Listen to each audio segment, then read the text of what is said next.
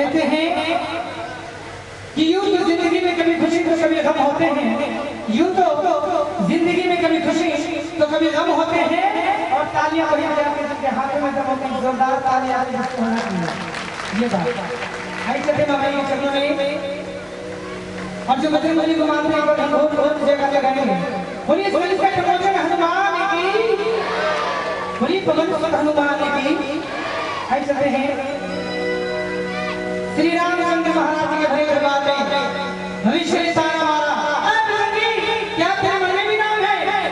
हनुमान जी ने श्री राम नाम लिया और सीना फाड़ा, बोला ले देख जय श्री राम।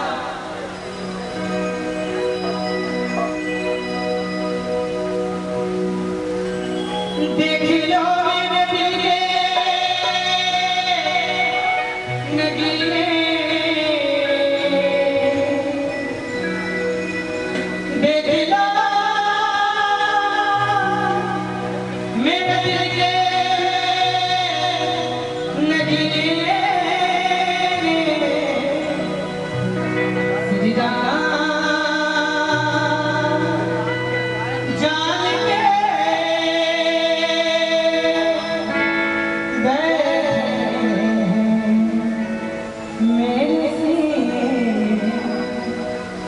जिनको